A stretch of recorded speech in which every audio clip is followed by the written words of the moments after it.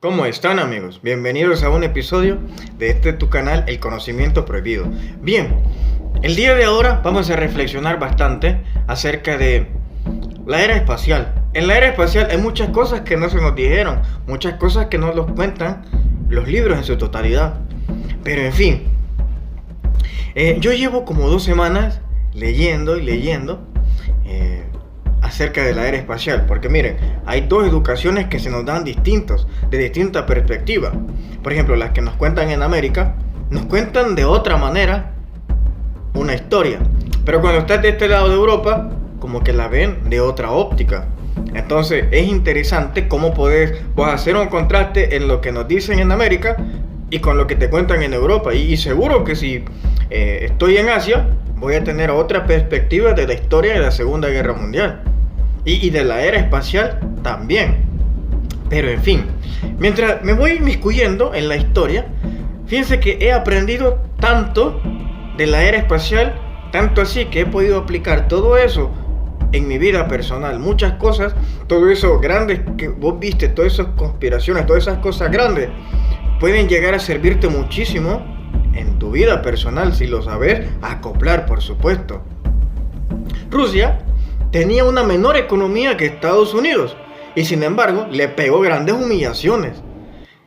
Y te pones a pensar cómo un país con tan menos recursos, que tenía menos recursos que Estados Unidos, lo humilló, lo pisoteó, lo escupió en la cara a Estados Unidos. Si Estados Unidos no hubiese sido por los nazis y por ayuda extraterrestre, esos maes no hubieran podido ni siquiera poner un satélite en órbita, porque los primeros que lo hicieron fueron los rusos. No hubieran podido hacer eso, eran inútiles, así de fácil, así hay que decirle, inútiles, y fueron oportunistas también. Hay que recordar que los primeros que llegaron a Alemania fueron los rusos, y de ahí fueron los estadounidenses, pero porque los rusos ya habían hecho todo el trabajo, pero fueron oportunistas porque se llevaron a todos los nazis, que son los que le ayudaron a montar el proyecto espacial llamado NASA. No el secreto, sino ese que todo el público vio. Pero en fin, Rusia escondía muchos de sus fracasos, se los escondió y se los guardó. Y solo mostraba los éxitos. Y ese era un golpe psicológico a Estados Unidos, porque ellos decían, o sea, nosotros tenemos fracasos y Rusia todo lo hace perfecto. Todo. Enviaron al primer perro, enviaron a la primera mujer, al primer hombre, el Sputnik, enviaron las primeras tripulaciones. Todo hicieron, es que los rusos se llevaron todo. Y de repente sale Estados Unidos y llega a la luna, cuando eran tan inútiles y mediocres que no podían mandar un satélite. Ellos con su propia inteligencia no hubieran podido, sino porque recibieron ayuda de extraterrestres y de los nazis. Eso fue todo, es decir, eran 3 contra 1, básicamente, para resumirlo así. Sucede de que los rusos siempre cada fracaso se lo guardaban. Y entonces su orgullo era exaltado cuando se exponía el éxito, a diferencia de los estadounidenses, que sus fracasos los publicaban y los decían y toda la prensa estaba ahí. Entonces empezaba a ver esos golpes psicológicos de decir, todos los fracasos de Estados Unidos, y Rusia hace algo y eso en el primer intento le sale todo. Pero lo que no se sabía es cuántas vidas se inmolaron para que, por ejemplo, Yuri Gagarin, el primer hombre en llegar al espacio oficialmente, ¿cuántas vidas se inmolaron para que él llegara? Su mejor amigo, no tengo el nombre en mente, pero no se me ha ido el nombre, pero su mejor amigo, le tocaba a Yuri Gagarin morir, y el mejor amigo como que sintió eso, y dijo, no, voy a ir yo, y fue, y este hombre terminó como la imagen que ustedes ven en este momento, solo una bola de carne es lo que quedó de él. Y después Yuri Gagarin conquista el espacio y pasa la historia. Entonces te das cuenta que estas historias en ese momento no salieron, y por algo se le llama a Rusia el telón de acero, porque de ahí cuesta que salga algo, cuesta que se recibir información.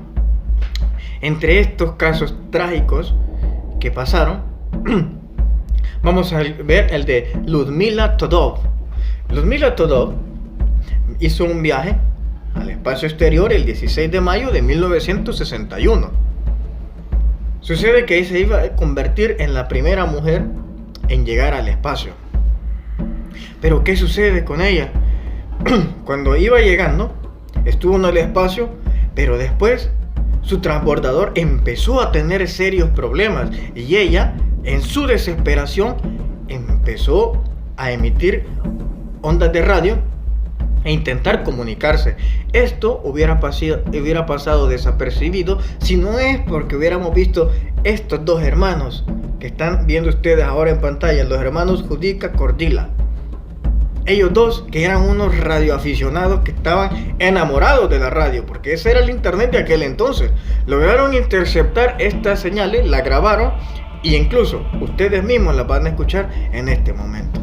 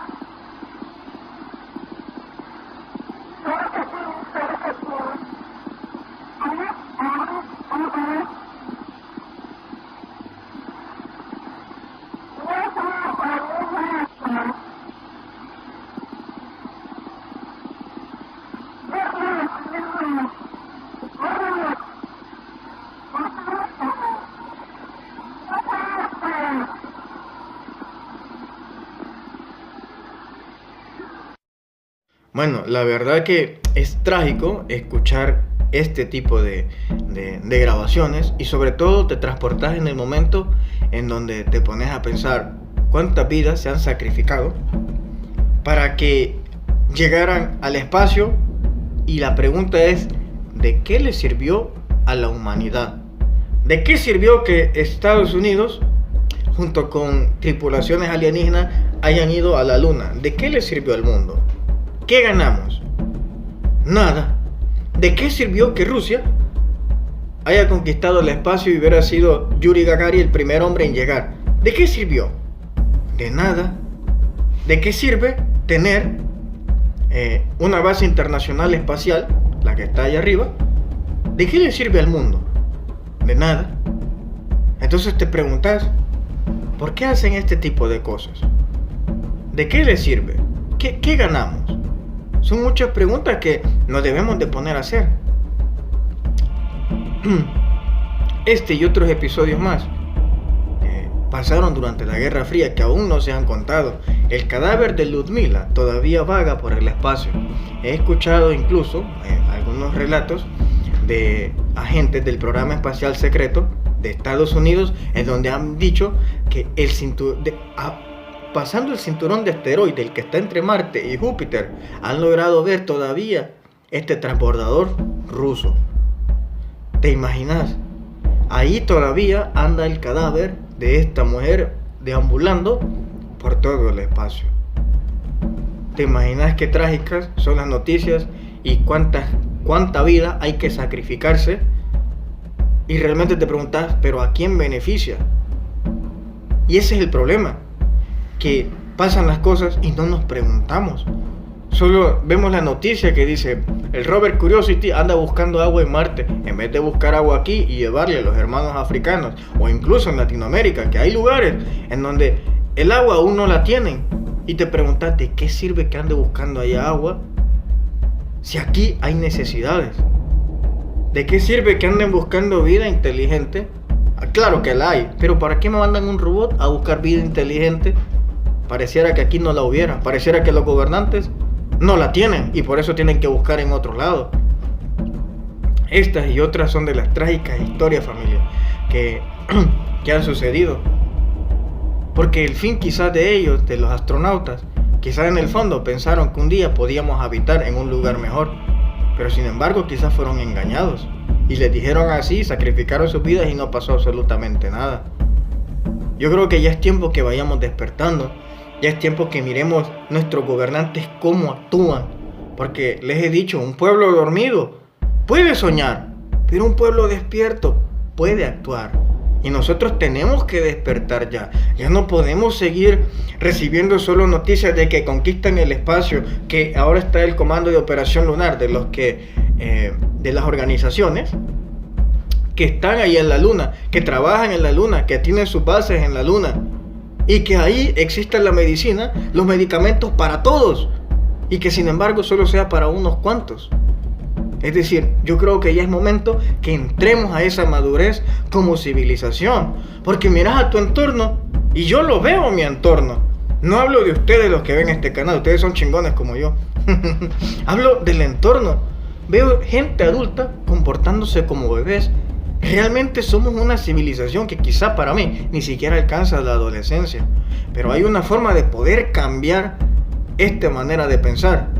Y es que compartan todo este tipo de videos y los publiquen en sus muros. Yo les he dicho, no necesariamente el mío, el de los demás. Y solo así vamos a ir siendo cada vez más y más, que nos vamos a ir cuestionando. Y cuando menos nos demos cuenta, ya no va a ser raro. El que ve, el que habla de extraterrestres, va a ser raro aquel que no habla de extraterrestres, aquel que piensa que todavía estamos solos en el universo. En sus manos, a tan solo un clic, tienen ustedes un cambio, un verdadero cambio que pueden hacer en la historia. Yo, y como otros personajes más, como otros colegas más, estamos poniendo nuestro grano de arena. Ustedes también pueden poner el suyo. Mi nombre es Marcelo Larín, abajo en mis redes sociales, y espero haya sido de tu agrado. Que tengas un buen día.